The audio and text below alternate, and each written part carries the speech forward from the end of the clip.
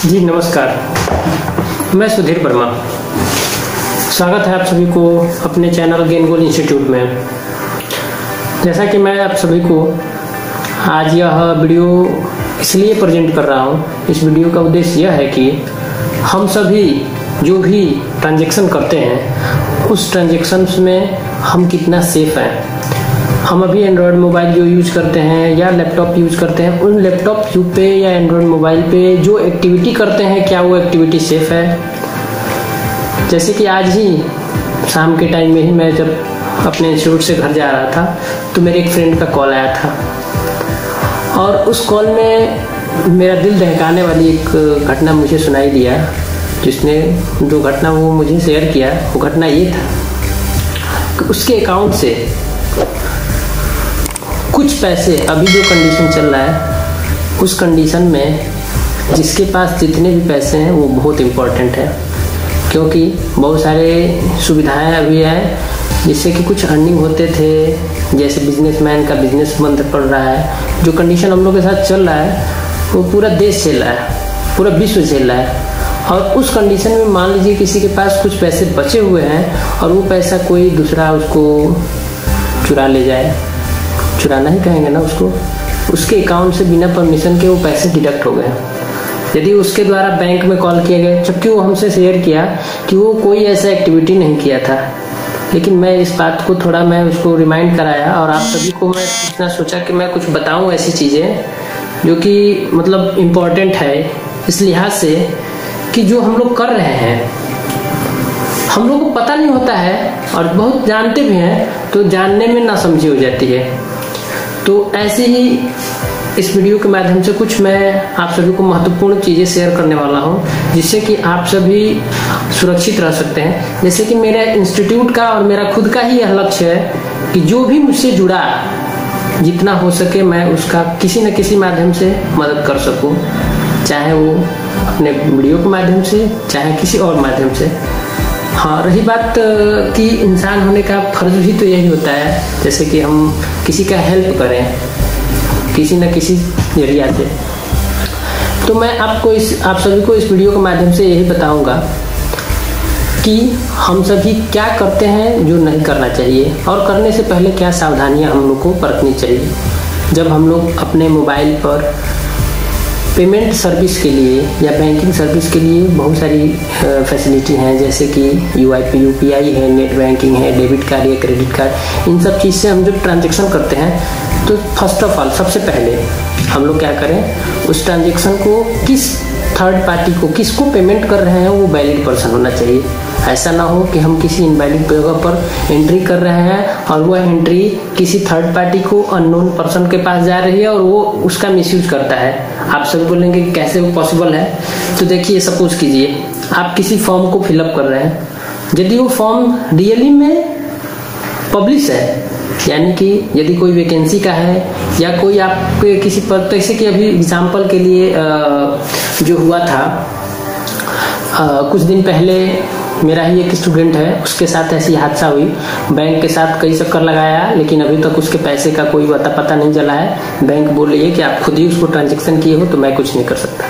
अब ये बताइए, वो बंदा ट्रांजैक्शन कितने का कर रहा था? तो 99 या 100 रुपये का कर रहा था। उसके अकाउंट से कटा कितना? 13,000 से 3,000 से भी ज़्यादा उसके अकाउंट से पैसे कटे। तो अब ये सोच सकते हैं कि वो ट्रांजैक्शन 99 रुपीज़ का या 100 रुपीज़ का कर रहा था, जैसे मुझे वो शेयर किया था, मुझे बताया था। मैंने उसका खुद ही ट्रांजैक्शन से रिलेटेड मैंने देखा तो लास्ट में बैंक के थ्रू हम लोग को पता चला कि वो पैसा मोबीक्विक के थ्रू किसी थर्ड पार्टी को पेमेंट किया गया था, जो उसकी OTP इसके मोबाइल से ही सेंड किया हुआ OTP डाला गया था। अब ये सोचिए पॉसिबल हो गया कैसे? तो इन दोनों सब कुछ पॉसिबल है, बस हम लोग को सेफ रहना है। हो सके तो हम लोग जो साइट यूज़ कर रहे हैं, जो लिंक यूज़ कर रहे हैं, उसको वैलिड होना चाहिए। ऐसा ना हो कि कम पैसे के चक्कर में, मतलब उसमें क्या था ना कि ये बताइए कि वो कोई एक साइट उसके यहाँ कोई बंदा लेके आया था, और चूँकि वो साइबर कैफे यूज़ करता है, वो ऑनलाइन का काम करता है, तो उसके यहाँ कोई लेके आया था और वो बताया था उससे कि साइट पे हमारा गैस का या कुछ जैसे हाँ याद आ गया, ये जो हम लोग का सिलेंडर के लिए एजेंसी होती हैं, गैस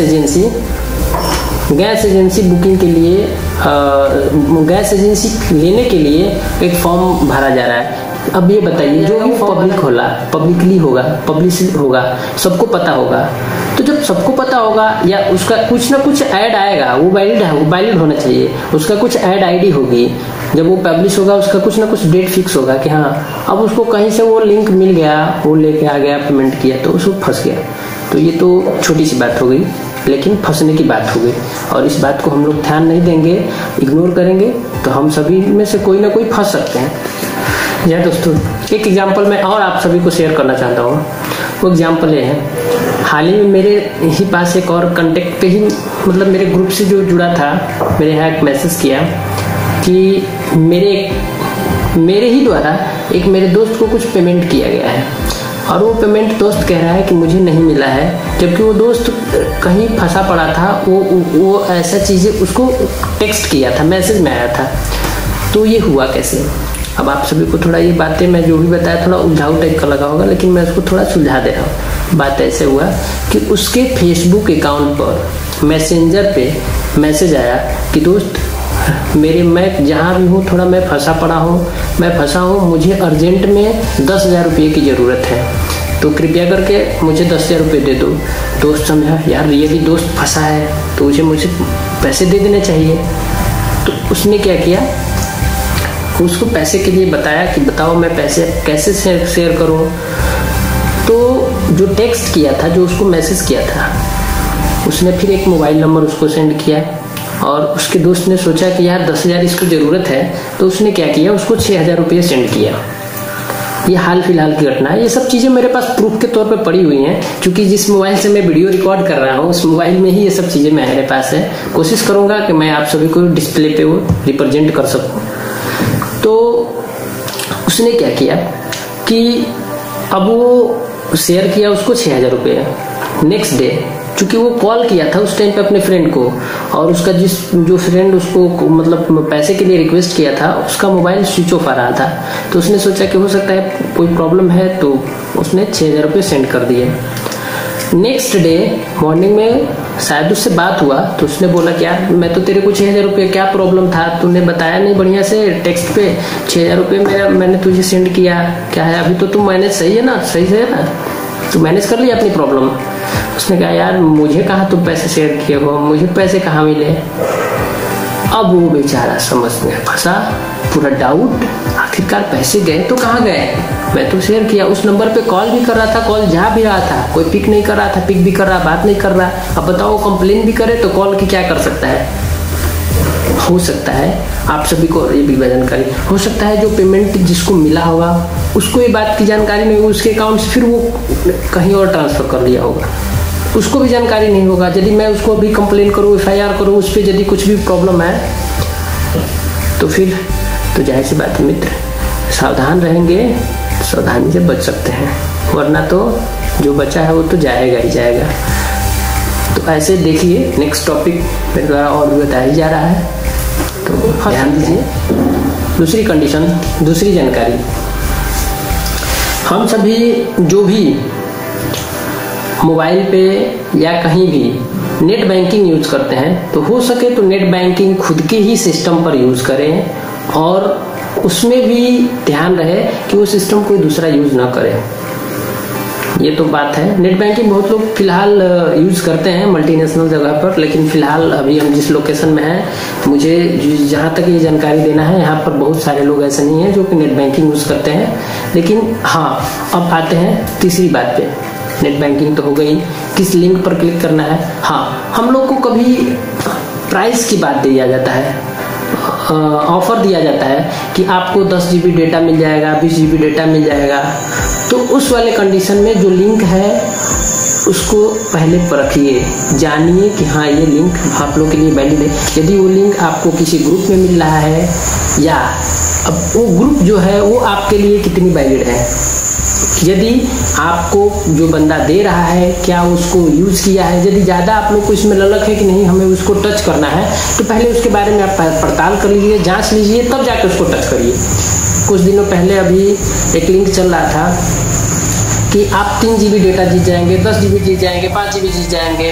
अब ये बताइए ये कैसे पॉसिबल है? जो भी GB डेटा है वो तो कंपनी वाली खुद ही, कंपनी आपको बताती है, कंपनी का खुद ही मैसेज आ जाएगा। मे भी मैसेज नहीं आएगा तो पब्लिकली एडवर्टाइजमेंट आपको मिल जाएगा टीवी पे, इंटरनेट के माध्यम से, आप बहुत सारे ऐसे हैं आपको मेल आ जाएंगे, बहुत सारे मतलब किसी न किसी रास्ते से आपको उसकी जानकारी मिल जाएगी। तो आप क्या करें, वैसी चीज़ों से बचें, उन अनयूजुअल लिंक से बचें, नहीं तो फिर वही होगा जो सबके साथ हो रहा है। जानकारी के साथ साथ जानते हुए भी हम लोग का कंडीशन ये है कि हम लोग फंस जाते हैं।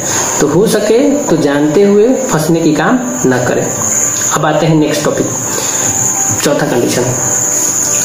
चौथा कंडीशन ये है कि जो भी ट्रांजैक्शंस हो रहे हैं हम लोग के रिगार्डिंग, जैसे कि हम लोग जिस ट्रांजैक्शन को कर रहे हैं उस ट्रांजैक्शन को करने से पहले एक बार वेरीफाई जरूर कर लें कि आप श्योर हो जाए कि वो ट्रांजैक्शन आपके द्वारा सही जगह किया जा रहा है। मैंने पिछली भी बार बताया, इस बार भी मैं बता रहा हूँ, वो ट्रांजैक्शन ऐसे होने चाहिए जैसे कि जी।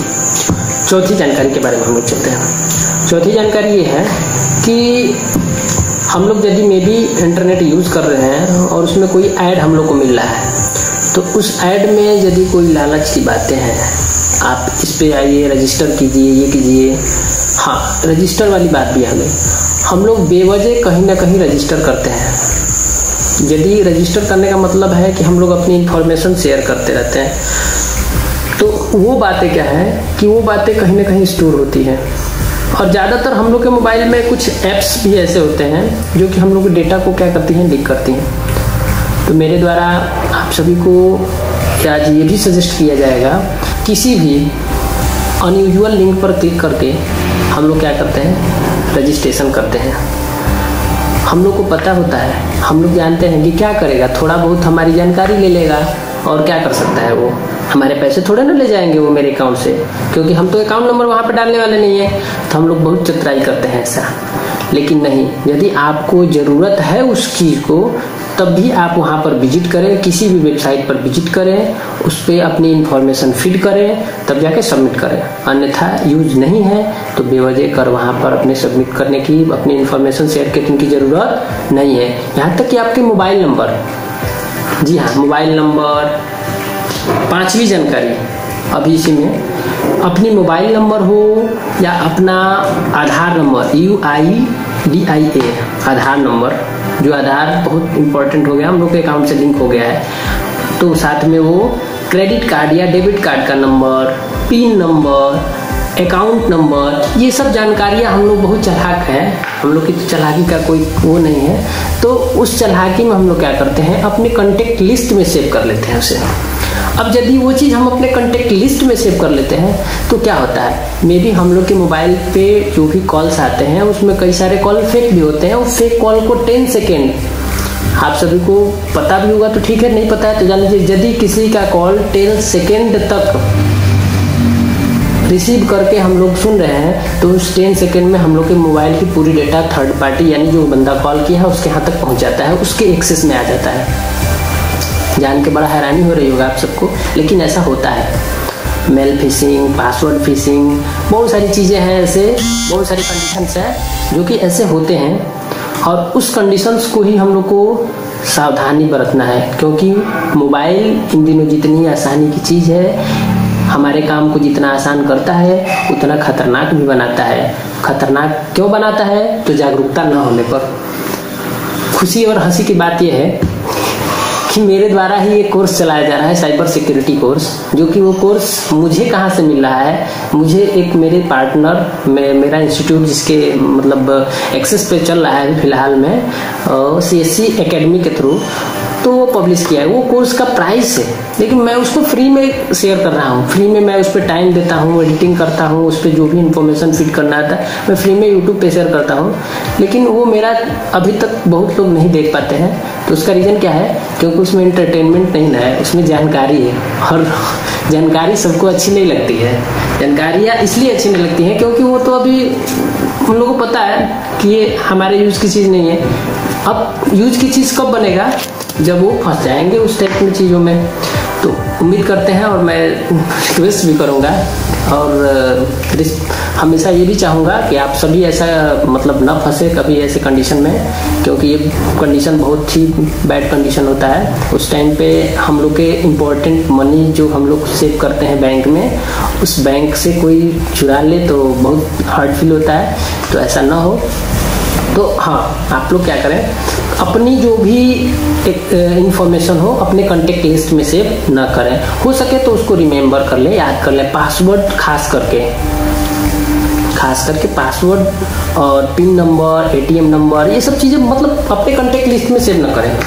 कुछ दिन पहले अभी मेरे यहाँ एक व्हाट्सएप पे इंफॉर्मेशन आया, मैसेज आया, मेरे ही एक मित्र के द्वारा उसको शेयर किया गया था कि आपके मोबाइल में कुछ एक नंबर ऐड हो जाते हैं ऑटोमेटिकली, वो आधार के ही नाम से ऐड होते हैं। तो आप लोग उसको चेक कर लीजिएगा। यदि ऐसी कोई ऐड होगी इन्फॉर्मेशन जो आपने ऐड नहीं किया होगा, आपने कॉन्टेक्ट लिस्ट में सेव नहीं किया होगा, कोई ऐसे नंबर होगा तो आप उसको डिलीट कर दीजिएगा। और यदि आप सभी को ये वीडियो अच्छा लग रहा है, लाइक शेयर सबके जैसे, क्योंकि वो करने से हम लोग को थोड़ा सा प्रमोशन ये होता है कि हम लोग को वीडियो बनाना अच्छा भी लगता है। हम लोग को ये लगता है, जो वीडियो बनाते हैं उनको ये लगता है कि हाँ वीडियो पसंद किया जा रहा है, तो ऐसी जानकारी और किसी तक शेयर किया जा सके। और उससे फ़ायदा क्या होता है, लाइक और शेयर से थोड़ा सा मैं इसके बारे में भी आप सभी को जिक्र कर दूं। तो जैसे कि कोई इन्फॉर्मेशन मैं आपको शेयर कर रहा हूँ, यदि वो इन्फॉर्मेशन रियली सही है तो वो इन्फॉर्मेशन वायरल होती है। फेक भी वायरल होता है, ज़्यादा लोग उसको यदि देख लेते हैं, शेयर करते हैं, ऑडियंस ज़्यादा भीड़ लगाती, तो वो क्या होता है, वीडियो वायरल होता है। तो उम्मीद करते हैं कि यह वीडियो भी मेरा वायरल हो जाएगा आप लोग के सहयोग से। तो आप लोग स्टे होम, स्टे सेफ और साथ में अपने अकाउंट को भी सेफ रखिए। उम्मीद करते हैं अच्छी लगी होगी जानकारी। तब तक के लिए धन्यवाद। जय हिंद।